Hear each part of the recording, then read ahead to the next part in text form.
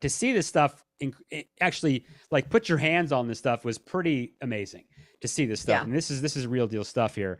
All this stuff, they torture people. They did awful things to people, burning them at the stake.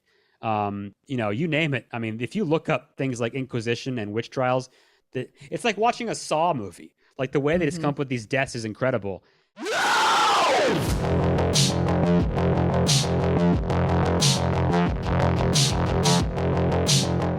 Hello, ghouls and goblins. Welcome to another wonderful episode of the Scary Movie Project. I am your host, Matt. And just a quick heads up before we begin on this episode. This episode started out as a live stream with the wonderful and talented Tara Garwood. And we trimmed it up a little bit for you for the YouTube and podcast episode now. You can still catch a little of that live stream energy in there a bit. You know, chaos, tangents we go on, occasional descents into madness. Very on brand for an episode about witches. We're talking witch history, Salem, modern witchcraft, movies about witches and horror and pop culture, everything under the sun. So if you've ever asked yourself, what is a witch? Congratulations. We're going to try to attempt to answer one of the simplest and most impossible questions of all time. Let's go. Hey, witches. It is that time. We are back, Matt and Tara of the Scary Movie Project, and we're talking about, guess what? Witches. Love it. Where are my witches at? What? Yeah. Yeah. That's so bad, and I love it.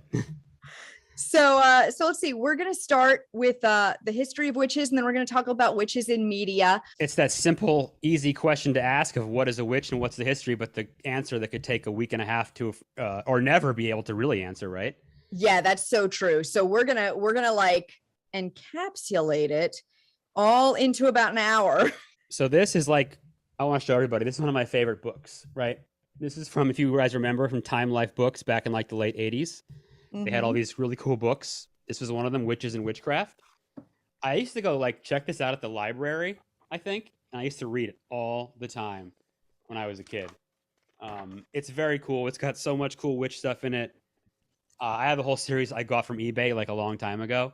So Mysteries of the Unknown, Witches and Witchcraft. Check it out. Yeah, my witch books are all how-to books. Yeah, I don't have any how-tos, but I have a giant book of like the history of witchcraft. It's probably like that thick. It's a huge one. Yeah, it's pretty great. Ooh, nice.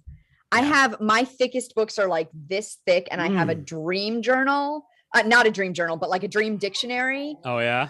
And then an herbal, like spell working with herbalism stuff, like, and they're both that thick. They're huge. So if anyone out there does any gardening, I do a witch garden on my balcony. You do some rosemary, you grow some lavender, some thyme. You grow all those herbs out there. That's part of the witch's garden.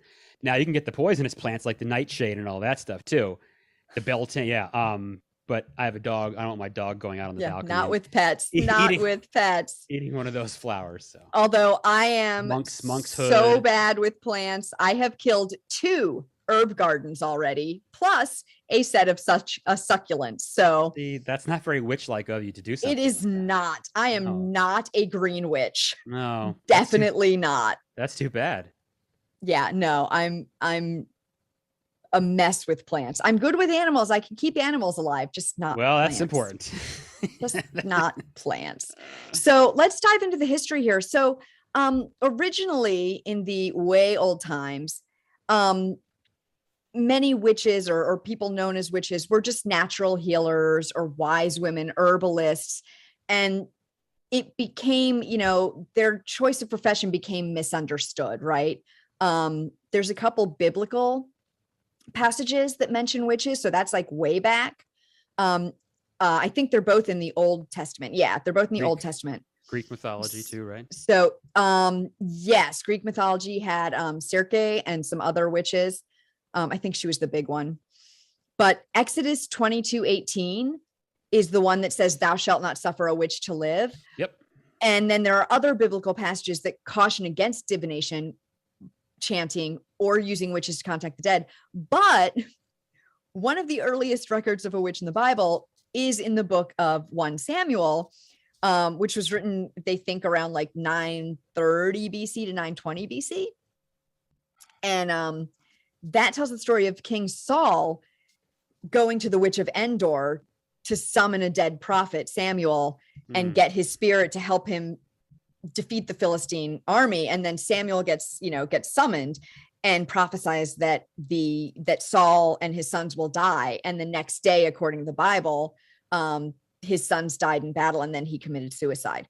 So like one of the earliest records is actually someone going and consulting a witch, even though they're like, you shouldn't suffer a witch to live. Right. So that's a little weird. Yeah. So we'll skip to the 1400s, which is when the witch hysteria was sort of gathering steam. Yeah. And it was a lot of accusing single women, widows, basically women who were like not living that normal, like be a good wife and mother life. What was not right technically expected of you by a society at the time, right? Exactly. And so if you weren't like following all the rules, if you were too mouthy, or you were an herbalist, and so you were like, taking away from male doctors by having people come to you for help and stuff like that, you were a witch. And around between the years like 1500 and 1660, they say. So can I back you up just a touch? Oh yeah. Go back. Read. Well, you can get a copy. I have actually not read this. I want to. The Hammer or Malleus Maleficarum. I was getting there. Okay, because that was written in like 1460 something. You're right. It was 1468 by two Germans. Heinrich something. It's translated to Hammer of the Witch. It's basically a witch hunting guidebook is really what it became, right? Yeah, wasn't it basically? You're right. It was like a witch hunter's like guidebook. Yeah. Yeah, it was an authority, and Protestants and Catholics used it to like figure out who was a witch and how to like test them and stuff like that. Yeah. Malleus Maleficarum, the Hammer of Witches. Also, if you read, there's I have read a book, The History of Witchcraft and Demonology by, I'm such an idiot now, I've forgotten the title of this guy. Who's the author that wrote a lot of this stuff? Oh Lord, I'm so bad. Now I'm forgetting it. Oh, are you talking about Cotton Mather? No, it was. I don't think it's Cotton Mather. Maybe it was. But I think it's somebody else. But anyway, it's a great book. Read that if you get a chance to. That's a very old, hundreds and hundreds of years old. Okay. So then between the years 1500 and 1660, they said as many as 80,000 suspected witches were put to death in Europe. Yeah. Burned at the stake. Yeah. And 80% of them, they said they were in cahoots with the devil and filled with lust. Lusty women. That's right. So dangerous. That's right. Never want a lusty woman around. That's right. Trouble right there. So as witchcraft, witch hunts were actually like decreasing in Europe, that's when they were increasing in America, in the New World. And the first person in America to be executed for witchcraft was, I'm gonna butcher this name. It's ALSE. So I'm going to say Alsa. Okay. Alsa Young. I don't know the name. So first person in America to be executed for witchcraft in Windsor, Connecticut in 1647. Okay. And then of course we come to the most well-known witch trials in America, 1692, Salem, Massachusetts. I would love to speak a little bit about this. Okay. Yeah. So Salem witch trials. So I mean, yeah. How deep do you want to go into that stuff? Because I'm happy to talk about that. We'll talk about. So they started right when Elizabeth Parris and Abigail Williams, they were 9 and 11-year-olds. They started suffering from these fits and contortions and uncontrolled screaming. Now, apparently today the theory is that they were poisoned by a fungus. Ergot from the wheat that they think was the same thing that people thought was werewolves too. But this was actually when they were thinking, that caused spasms and delusions. Yeah. And so maybe it was ergot. And then they more young women started like showing symptoms of this, and they all got, mass hysteria-y. And I like that. You just make that word up. Yeah, mass hysteria-y. E. Okay. Just add E or ish to the end of anything, and it's a new word. I like it. It's my Shakespearean. I'm cool. Coining new words from old words. I like it. So they accused 3 women of witchcraft: Sarah Good, Sarah Osborne, and Tituba, who was Tituba. a slave that was Barbados, owned right? by Elizabeth Parris's father. Yeah. I think she was, yeah. Barbados, I believe. And then she confessed to being a witch. So don't forget this. A lot of this started, remember, by she would tell the girls these stories too. You know, these late winter cold nights in, you know, Yeah. New World. There's not much to do. She would tell a lot of these stories to them, and that's where a lot of this stuff kind of got out of hand and got carried away. Yeah. And there's this fantastic play called The Crucible. Excellent. Arthur Miller, I believe. Movie with Daniel Day-Lewis and them. Not terrible, but not great. Yeah, the play it's very good. But it's about the Salem Witch Trials. Yep. And it proposes that these girls were all kind of just faking it. Like sure, attention. So yeah, could be that, but probably this fungus. So Tituba confessed to being a witch, and she started accusing other people of using black magic. Yeah.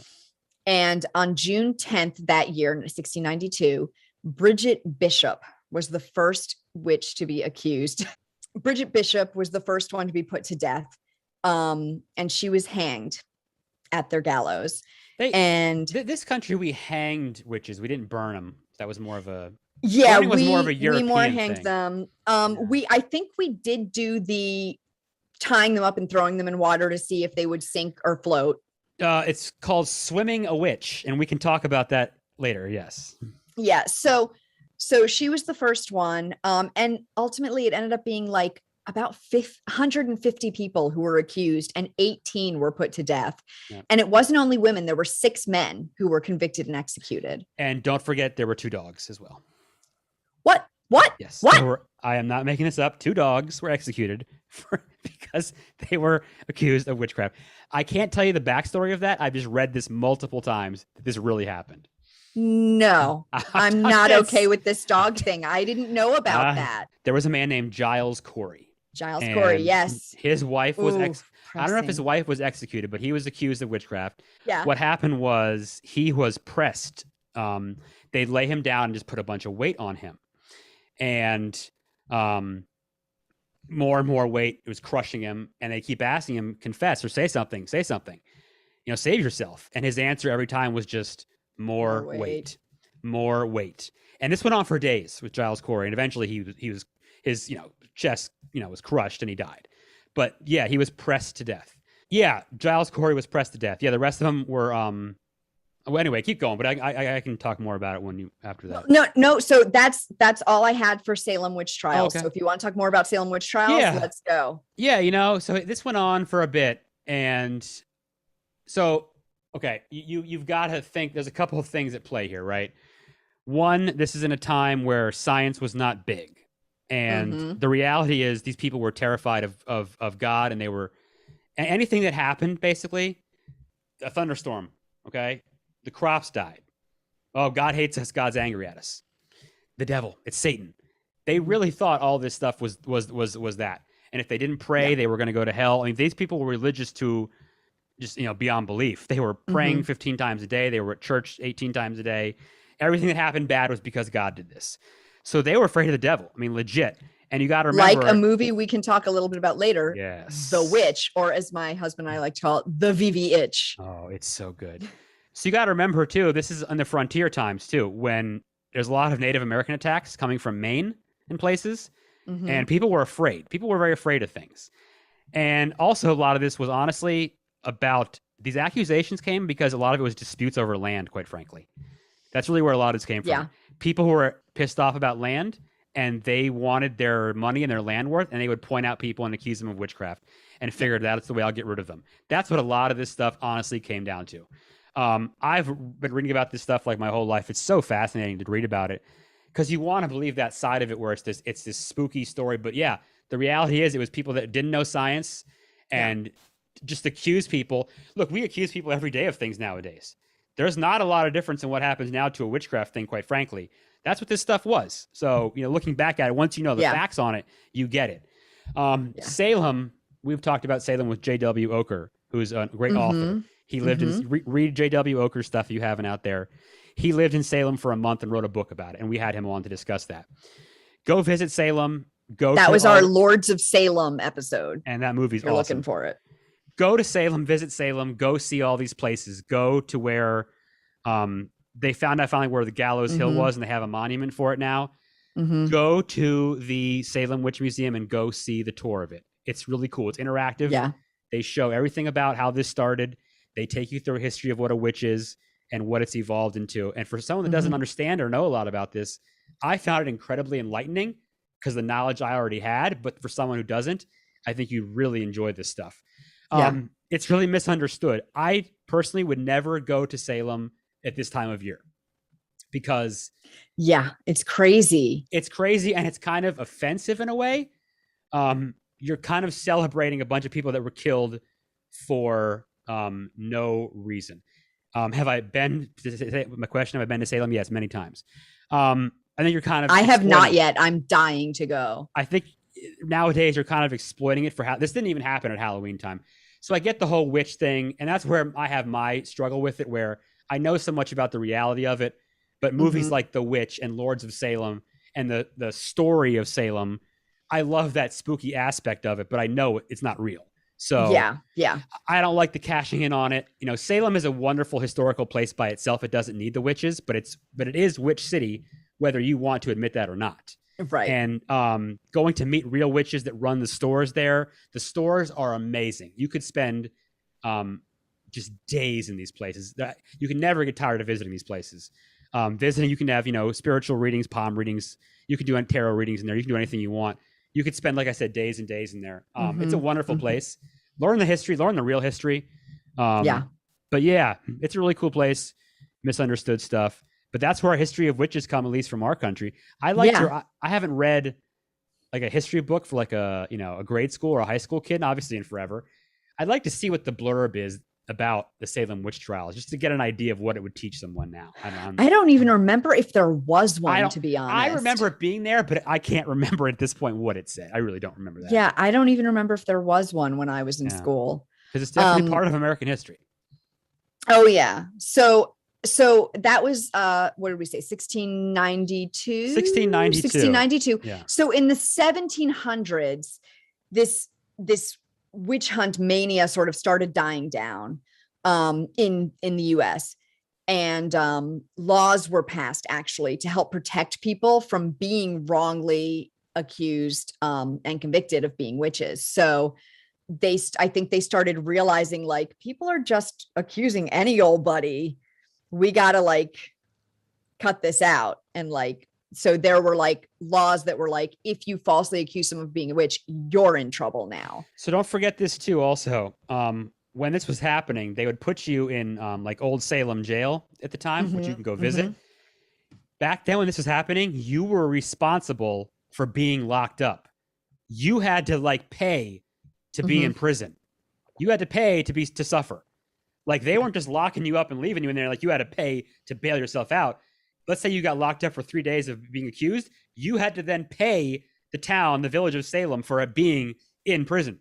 Which, if I remember correctly, often kept people in prison because they couldn't pay. So then they were imprisoned for defaulting on their debts. That's right. That's again part of the accusation of the land dispute. That was part of this whole thing. That's right. Yeah. So now I'm going to fast forward a bit to now, modern day witches, which actually started in around the 1950s. Wicca started. I was going to say with you're probably going to name her here in a moment, right? JW met her. What is her name? The high priestess here. What's her name?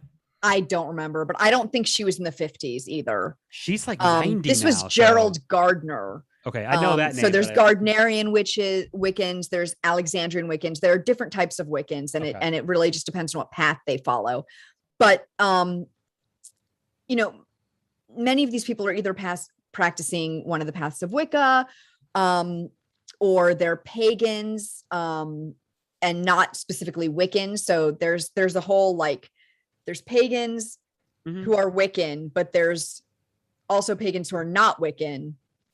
And there's pagans who are witches, and there's witches who are not pagans and pagans who are not witches. Yeah. So, well, thank you for clearing that up. Bye. Well, yeah, but it's a very individualized practice. It's very much like what you feel is right for you. So, so for instance, I would consider myself a pagan, but I don't do a lot of spell work. So I just do a lot of meditation and like revere nature. Yes. So yeah, so there's a lot of different kind of things there. So these people who are witches and Wiccans and pagans and druids are now. Oh yeah. I'll just say one thing to that point, just to put a bow on that. I'm not a religious person, but if you had to make me pick something and I had to go like tomorrow to do something, I would associate myself more with that as well. Only because like we're 36 hours from Halloween, which is like the greatest day of the year for me. And like at my age, and I'm not I don't go trick or treating, obviously, but like that part of me now is like that old Samhain part of the year, like the harvest, the dying of summer, last harvest, the whole I have the forest outside my house. That's part of the reason I live here. Like I associate so much with that. It's like a part of me. Yeah.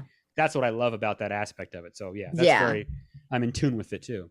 Yeah. So all these people nowadays are still trying to get rid of this stereotype of witches as evil. It's getting better, but it still can be something that people kind of go when you say it. And the main tenet for witches and a lot of pagans is "and it harm none, do as ye will." Yeah.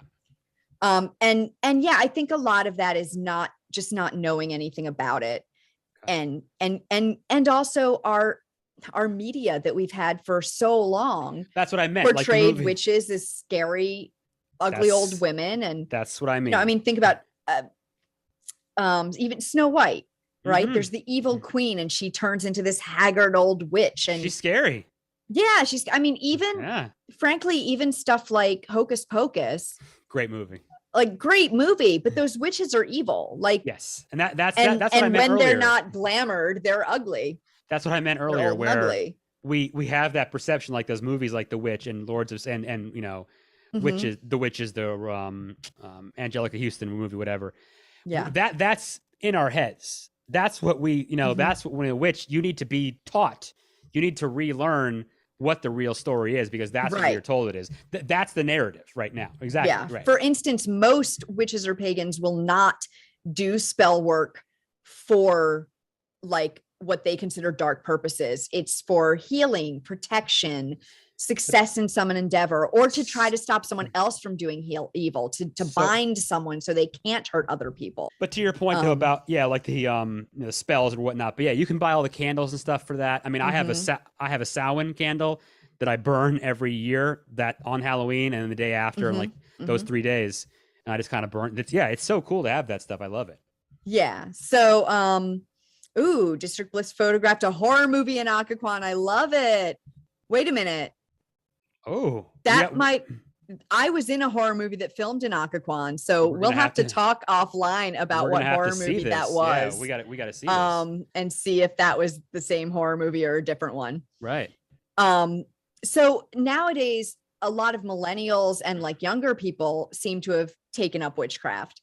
Whether that's as part of a coven or a circle or just in solitary practice. And it's being seen more as a reclaiming of feminine power, even though certainly not all witches are female. So I was going to ask about that. Yeah, I'm trying to see, does it have to do with a lot of the politics that's happened in this country over the last 4 or 5 years? Is it just women taking back what they, wanting to be what is theirs, what is totally independent of them? I think it's awesome. I'm wondering, what was the genesis of it, I guess? I believe it has been growing since before the past 5 years. Okay. But I think that it definitely grew even more after the past 5 years. Yeah. In the past 5 years. So there's a lot more, there's also a lot more of LGBTQ people, I think, who are drawn to it as a religion or a spirituality, because it's much more open to people of all kinds. Right. So there's that as well. And really, when it comes down to it, witches, whether they're actual or whether they're just accused, they still face persecution and death in parts of the world. Okay. So in Papua New Guinea. Okay. I'll let you say that, but I was going to, you're probably going to make my point for me. So go ahead, I think. So in Papua New Guinea, Since 2010, several men and women have been accused of using witchcraft and have been beaten and killed, including a young mother who was burned alive. Yep. So, and this has occurred in Africa, South America, the Middle East, in immigrant communities in Europe and the United States. So there's still a lot of misunderstanding and fear surrounding that's the same witches way, and you said that was exactly what I was going to say. I've heard from people stories in Africa. I know people I've worked with who have said they have counterparts that they speak with normally, and some days they're not available. I'm sorry, I was out because my neighbor accused me of witchcraft, and it's like, for us, it's like, wow, did we rewind to 1692? Well, no, because the reality is that actually is happening in other places. Yes, it is alive and well. Yeah, sadly, it's unfortunately still alive and well, although it is becoming more accepted in the US. And I think in Canada and like our and in Europe as well. There even, I think you were talking about in the past 5 years, there was a group of witches who put a hex on Donald Trump to lose an election or something like that. Like, I would not be years surprised. ago. I wouldn't be surprised. So yeah, there's a lot of witchcraft has also been really tied up more recently in a lot of protesting and demonstrations and stuff like that, because people feel that it's their responsibility to protest, especially for stuff like ecology, to keep the world safe, climate change and things like that. Yeah, exactly. Sure. So that's basically the history part. Do you have anything more in that area? I'll just we were going to talk about like persecution and I think you mentioned one thing about, I mentioned swimming a witch. So right, the way they tortured these people, I mean, we don't have to go deep into it, but I'll just they did some pretty terrible stuff, right? So when I was in Romania, in Transylvania, I went to Bran Castle, and I don't know if they still have it there, but for like $10, $15 extra, you can pay. They have a torture chamber set up in the castle, and they have actual instruments from these torture devices from hundreds of years ago. They have an Iron Maiden. They have the wheel they used to break you on. I mean, I'll explain some of it. They would have, the wheel is an actual wheel, wooden wheel with spokes. They would put you on it, and they would slip you through, and they would break your bones on it, and they'd leave you hanging on it. They had in the castle. They have a rack, the rack that would stretch you out and separate your arms and break your bones. The knee crushers. They would pop right out of the socket, right? Your arms and legs. They'd tie you and they'd roll you, and it would just stretch you. They had the knee splitters and stuff. There were the spikes they'd crunch into your hands and your arms. The swimming a witch, they'd throw you in the water. If you sank and drowned, basically, hey, guess what? You're innocent. Oh, but you're dead. If you floated, you win. You're innocent. Yeah. So they did things like that. Swimming a witch, it's called. To see this stuff, actually, like put your hands on this stuff was pretty amazing to see this stuff. Yeah. And this is real deal stuff here. All this stuff, they tortured people. They did awful things to people, burning them at the stake. You name it. I mean, if you look up things like Inquisition and witch trials, it's like watching a Saw movie. Like the way they just come up with these deaths is incredible. And they did this stuff to people. And, after the Salem Witch Trials, like I said, they finally found the Gallows Hill. And now, 300 whatever years later, they finally realized how awful these things were. And they've pardoned everybody. When you go to Salem, go to the old burial ground where they, the little plaques for everyone, there's memorials for everyone that was executed. So they've tried to make peace with that, and they've tried to, make up for that. But the amount of people that were killed and the devices and the way they killed these people was like just unimaginable. Think about these prisons you see like in, Abu Ghraib or places like that nowadays. It's kind of like what was happening. And this was happening like normally, and it was like accepted, and it was, it was not a problem. They thought they were doing the right thing, quite frankly. Yeah. They were proud of themselves. They were. And that was doing this stuff. I mean, real deal stuff. Almost unimaginable. Yeah. And you're talking about, what is it now? And it's so modern now. And we'll get into shows in a minute, but like article I read, about like the new Sabrina that was on Netflix, I guess. Yep. With what's her face that we love from Kiernan Shipka. From Blackcoat's daughter. Blackcoat's daughter and Mad Men. Yes. Now I have not seen this new Sabrina. I want to. I used to have a huge it's crush. so good. So I used to have a huge crush on Melissa Joan Hart. So I used to watch the original awful Sabrina the Witch show. You would. So I used to watch that terrible show, which was corny, of course. Yeah, she's in that. I guess in this new one, it's supposed to be scary, right? And look at a movie like. It's still fun, but it's like darker. It's violent too, from what I understand, right? So. Yeah, somewhat.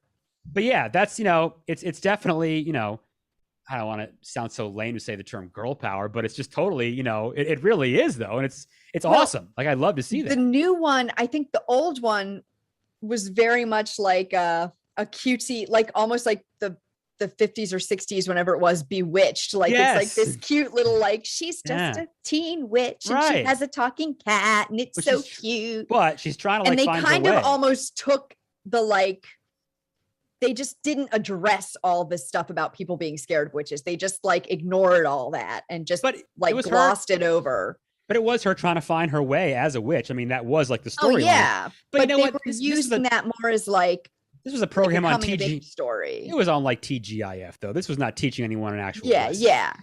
Whereas, and then Chilling Adventures of Sabrina is actually a very feminist and LGBTQ positive show. Yeah. So it's much more kind of radical, honestly, than of course, pretty much like a snow cone is more radical than the 90s Sabrina, but, but Chilling Adventures of Sabrina is definitely more radical, darker, more adult. And it's cool that they did. It's cool that they made an update for that. So folks that have watched, like I said, I'm guilty. I got to watch this thing, but it's cool that they did that so it can reach a whole new audience. But for someone like you and me who remembers the show, we can watch it and see something different. Yeah. And apparently I believe it's closer to the original comics. It was a comic.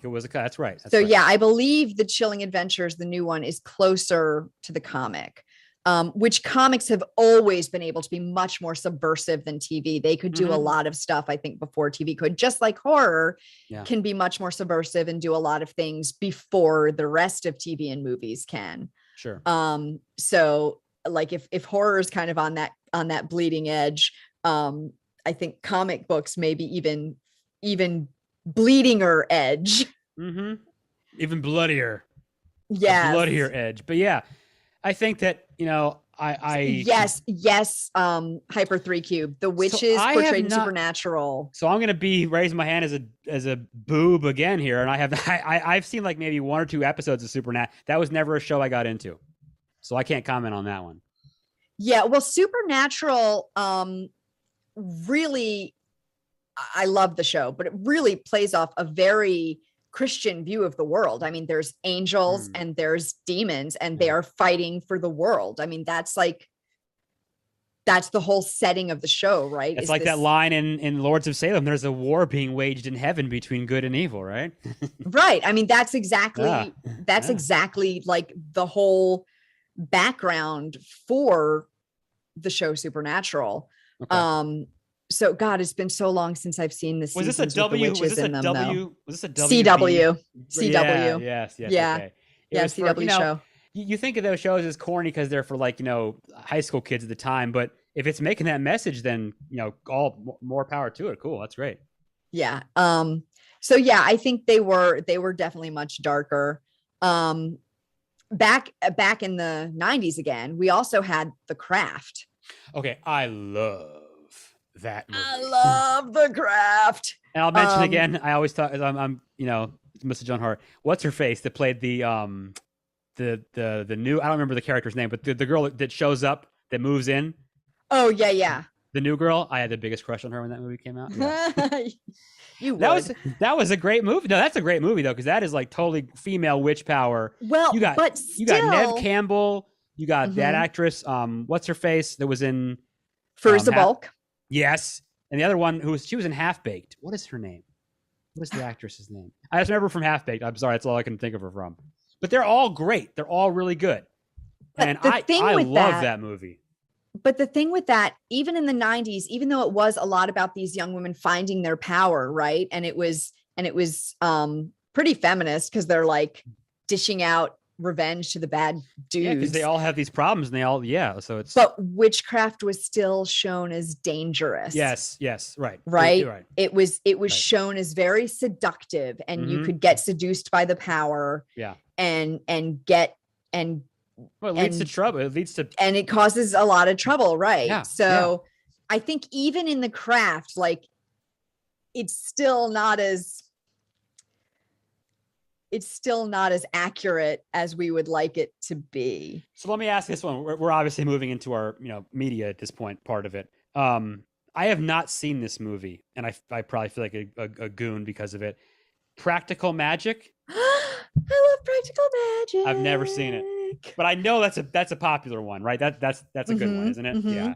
Is that accurate or is it cheesy? Honestly, I think that very much. That's a star-studded cast in that too. That very much, I feel like, showed magic as being sort of neutral, and like it is what you use it for, or what, because like when there's a and there are still spells that they're not supposed to do, like the mothers have a spell, or the aunts have a spell that will bring back someone from the dead, and they never do it.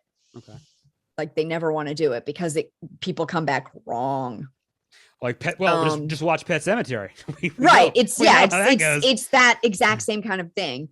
Yeah. And so the girls do that, but the guy is already a bad dude who they try to bring back because they kill him accidentally. And so he gets even worse. And it's really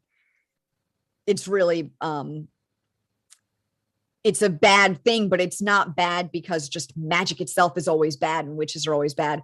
Oh yes, Hyper 3 Cube, Witches of Eastwick is fantastic. I was going to get to that as well. Yeah, that is a good one. But yeah, Practical Magic is So did you watch Charmed when it was on the series then too? I watched some, but that still I've seen a handful. That still seems to be really trading on Christian morality and trappings. I've the seen white lighter and stuff. Like, I've probably seen 10 episodes. I definitely remember it, and that was what's her face from 90210 was on it, and then it had a good cast on there as well. I remember, but I never got into it. I do want to talk about Hyper 3Q brought up the Witches of Eastwick, and I do want to talk about that because that is another one where, and that of course was the book first by John Updike, and it is another one where ostensibly it's about these women being seduced by the devil, but Jack Nicholson, right? Jack Nicholson, yes, but they are still finding their female empowerment, and actually in the end they get one over on him. God, I haven't seen that movie in a long time. That's a good movie. I'm gonna watch the book is fantastic. The book is so good. I've not read that. I gotta read that. Yeah, the book is so good. So yeah, I just wanted to go back to that for a second and like make sure that we touched on that is very female empowerment, but it's still like being seduced by the devil and then like finding your own power separate from him. Yeah. In a way. So yeah, I thought that one had a very interesting progression to it, and for the female characters in it. But yeah, Charmed, I think, like we were saying, has some more Christian. It seems more Christian based, even though they're witches. Didn't they do a reboot of the series recently? Yeah, which I've not seen. I haven't seen it either. I've not seen that. So there's also the witches in Buffy. Right. So that was in that like 90s, early 2000s. I never was a fan of that program either, but I love that show. What's her face in the American Pie movies is the witch in Buffy, right? Yep, Willow. Yeah, her character name is Willow. Okay. And I don't remember the actress's name either. I can't remember her name. And she's the Bandcamp girl from American Pie. She is. Yeah, she is. I can't remember the actress's name right now. I know it, but I can't think of it. But Willow. I think she's a redhead too, by the way. She is a redhead. There you go. And Buffy brought in the sort of LGBTQ aspect to witchcraft. They also showed witchcraft as being a good nature-based religion, but Willow does also end up getting sort of seduced by a dark side. Seduced by the dark side? Like Anakin Skywalker? At some point. Sorry, wrong topic. Yeah. she has a girlfriend who she practices with, whose name is Tara. There you go. So there you go. But so they sort of brought in a lot more of the, like, it's a nature-based religion. It's kind, it's good, but Willow does sort of get seduced by the power still at one point, which, Hey, you know, I mean, it's a show, right? You have to like, but also it's a show and you have to go into the, like, there has to be some drama, right? Mm-hmm. Or why is it there? Right. So, yeah, I thought Buffy did actually a pretty good one with it. Okay. All right.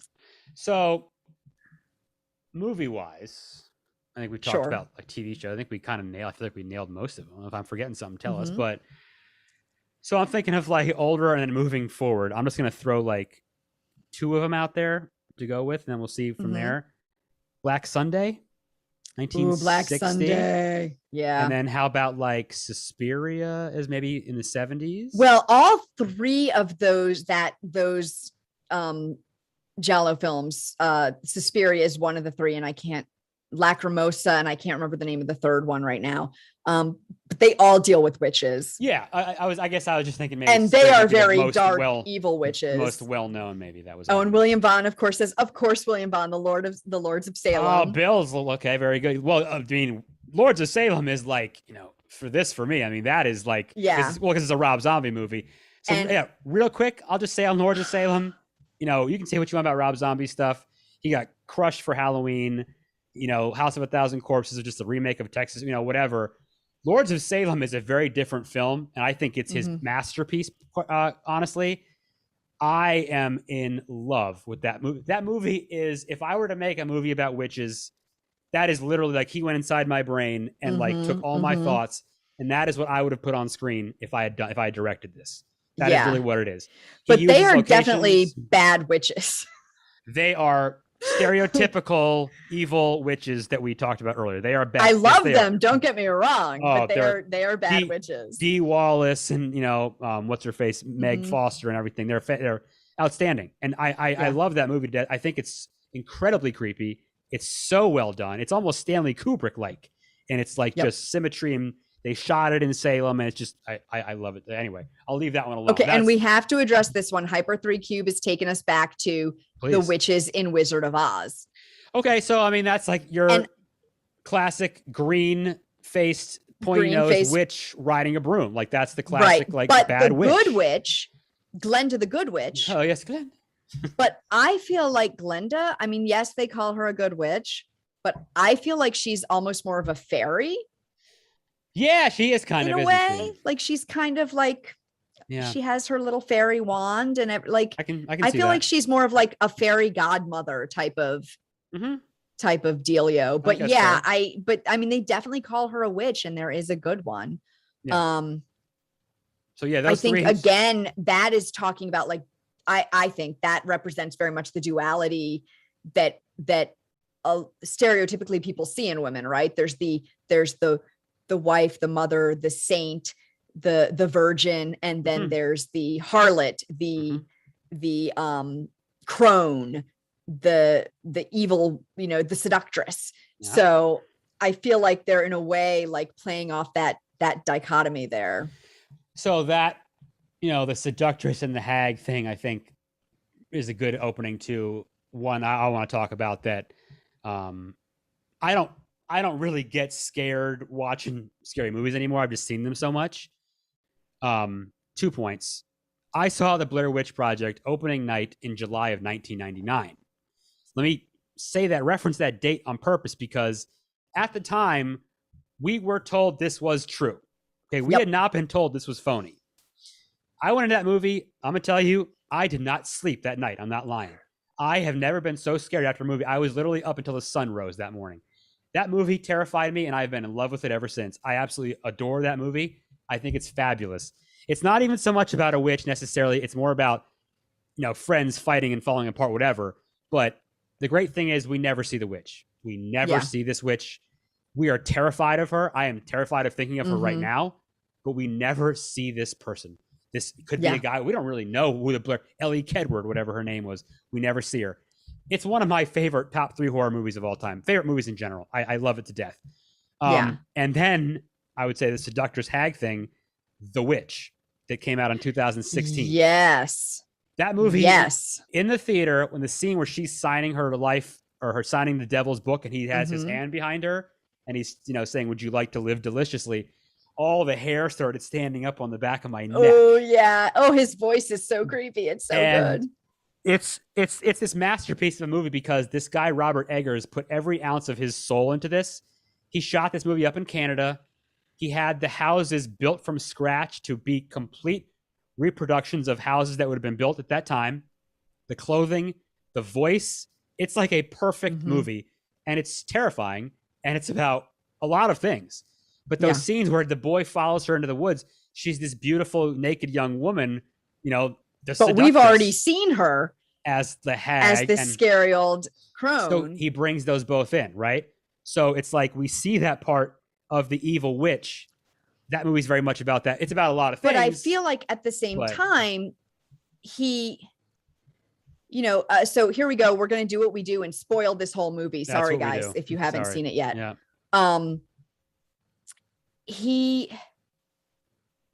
Thomason, the main character, the young girl. Isn't that a great name, by the way? I love that name. I'm thinking if I need 2 dogs, 2 female, and name them Thomason and Lenore. What do you think? Oh, there you go. Thomason and Lenore. I like it. Yeah, but what happened to Annabelle Lee and Lenore? 3 dogs. Okay. So I think in a way, even though it shows the bad witches and the witches are evil in it, right, it's very feminist because it's you're incredibly seeing how she's look in at the end of it, patriarchal, extremely oppressive society. Look at the end of the film. That is far, far more oppressive and horrible to women, and especially young, attractive women, because they are seen as the font of sin. And that was that puritanical stuff that happened. That was the thing back then. If you looked at someone the wrong way, it was lust, and you have to go say 27 Hail Marys and whatever. Right? And if a man looked at you the wrong way, even if you didn't do anything, it was lust and it was your fault. Yes. So she is really throughout almost the whole movie, she does nothing wrong pretty much. There's so much everybody around her is doing things that are wrong and that are sinful. Burden on her that she seems to have, and it's just like, like you said, it's about a lot of stuff. It's an amazing. I love it to death. I don't own a lot of Blu-rays, very few. That is one of the ones I own because it is gorgeous. Yeah. And so, but at the end, when she signs her name in the book, yes, I love it. And she goes off into the forest, and that's the first time at the end that you see joy. She is on her face. She is who she is. I think there's a scene when she signs that book, and then at the end, I think I mentioned this a lot on our episodes.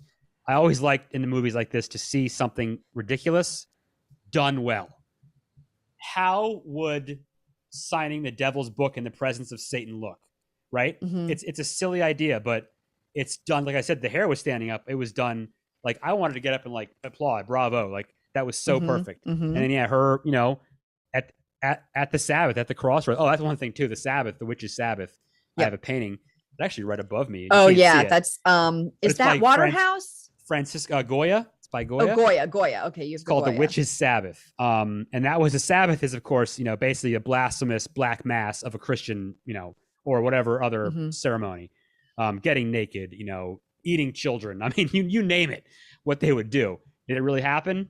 Who the hell knows? That's all kind of conjecture. We don't know if that's true, but okay, so the witch, Lords of Salem. Trying to think, what else do I love that's witch related? I mean, I don't really know. Yeah, we talked about The Craft. We love The Craft. I think we touched on we talked about The Craft. I think we touched on the ones we liked them. Oh, sorry. American Horror Story Coven. For those of you that watch it, which I love. That was season 3. That was my favorite season. I think was Hotel, but I think this was my second favorite. Coven's my favorite. This was really good. I enjoyed it a lot. 100% Coven is my favorite. Yep, they live down in New Orleans. They have the house full of witches. They all have different powers. They can move from place to place. I thought it was so cool. Acting is great.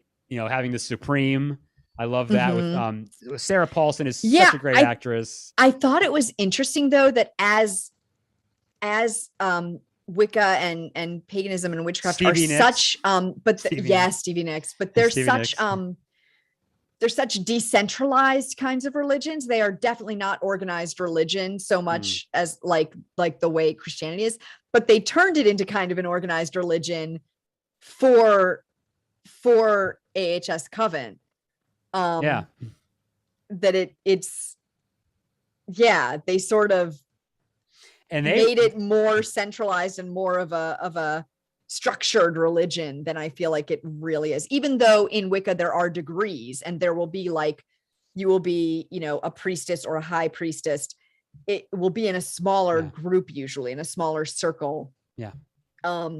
There's not as much of a, like, there's not like a pope. No. The drive around. You should get. There should be, and you could have a witch mobile, like a the witch mobile, like drive around and be like. You would need like a hole in it for the witch hat to come out. Hat. Well, talk about us being. Yeah, I know, right? Oh, all right, yeah. So yeah, Coven was awesome. I loved watching Coven. That was really, really good. I'm glad they did that. So Bewitched. It was on TV, and of course, now if you go to Salem, you go see the statue that they have outside of Bewitched. That they filmed an episode there. They tie that together. Yeah. But Bewitched was more of that kind of like I Dream of Jeannie thing, or it was like serving a man kind of thing. I don't know, but like all the stuff she's doing is trying to help her husband. Right, she's not a very woke witch. Woke, there you go. Stay woke. Yeah, she's not a very woke witch, but she does like plot a little with her mother. With his mother-in-law, to like help him behind his back and stuff. Did they make a movie? Nicole Kidman, was that recently? Didn't they? They did make it, not very recently. It was several years ago. Okay, but they did make one with. It was okay. Yeah, I never saw it, but it was okay. Like I said, this is a topic that could go on forever and ever, quite frankly. But yeah, those are my favorite movies, at least on that, and my favorite shows about it. Book-wise, I like to read actual historical stuff about like witch trials and things like that. I love to read that stuff. I've read a couple books on the trials. I've learned a bunch of stuff from it. Of course, I'll plug it again. My favorite awesome Time Life book, which is Witchcraft. I don't read a lot. I don't read a lot. Like you have the how-to books or the whatever. I don't read a lot of that stuff. Yeah. I always mention this. I love Stephen King. I don't think he's done a lot of witch stuff necessarily. But not that I can think of. There's plenty of stuff you can read out there, obviously. But yeah, it's a fascinating subject. And I think it's one of those things where I think if you don't know enough about it, don't be ignorant about it. Go learn about it. Have your view of it. The movies. He is old school and he passed away many years ago. But Scott Cunningham is a great author in the like how to like guide to Wicca kind of books. Yeah. Okay. All right. Well, there you go. There's that. Oh, should we include Aleister Crowley in any of this? Is he? Well, I mean, he would call himself more of a Satanist, wouldn't he? So, or a psychic, maybe, or I don't even know what you. But we're gonna have to do like a live stream on him too, and just look into him more. Just so that we can research him more and then blab about him for a while. He was a pretty interesting person. Yeah, he was an interesting dude. But yeah, you know what? I think the thing for me, if you want to have your view of your witch be, the hag on the broomstick, cool. I would say learn about it. I would say go visit Salem, go learn those things, learn your history of it, and then make your mind up about it. But yeah, look, the fact we love these movies that deals with the scary witch that is evil and puts a spell on you and murders you and kills your crops and whatever, and eat your children. Like that's just kind of the way it is. And, the feminist movement and power and, there's so many pieces to it. It's like we said at the beginning, it's a simple question of what is a witch, but God, if that's the hardest answer in the whole world. Right. So I'm going to say one thing real fast here. This is a much needed, I want to add this. This is one of the more important things I wanted to say. This was actually an idea that I kind of came up with years ago. I wanted to have kind of a broadcast about this that was going to really be 2 episodes because we have so much we want to encompass in this, right? And I had a group of some folks that were going to help me with it. We ended up not doing it. It's fine. We've moved on to do this now on this end, but it's finally come to fruition after this. So a lot of the stuff came from some people. So I want to thank, if they're listening, Megan Loney, Rachel Sullivan, Emily Cole, and very importantly, Emily Fornoff. I want to thank those fine women who were going to help me with this. They gave us a lot of content for this. Yep. A lot of the stuff we talked about, the articles. Thank you very much to all of you for this. This was a big part. You guys helped us tremendously with this. So thank you. And I will say with those articles, the two that I think at least I pulled most from were one on history.com called Witches, Real Origins, Hunts and Trials. And one in the Atlantic called Inside Paganism, The Many Faces of the Occult. There you go. Yeah. So there's a lot of good stuff. So yeah, I'm telling you, man, this is an unending, never ending kind of thing you can go down the hole on. So yeah, look up stuff, find out stuff. It's awesome. And read more about it. And like I said, if you guys want, I'll do one of these again. I'll go even deeper into this stuff if you really want. I'm happy to. And of course, part of the one I was saying, one of those things like flying a broom or whatever it was. Part of that was a salve that they used to say they would put on themselves. That would make flying ointment. That would make them be able to fly, and the broom kind of went with that. So apparently, what it really did was make them, I guess, like maybe hallucinate, but like maybe have like more. It was the flying was more of an out of body experience kind of thing. So, yeah. Well, thank you guys for joining us while we talked about witches because we love them. Yes, we do. All forms of them. We love witches. We love them all. So thank you for being with us. You can follow us subscribe, follow on anywhere you get podcasts pretty much. Apple, Spotify, all those places. And you can, what else? You can go to our website, thescarymovieproject.com. And you can email us ideas or more info you have about witches or questions or whatever at thescarymovieproject@gmail.com. And you can also follow us on Facebook and Instagram at The Scary Movie Project. Peace out.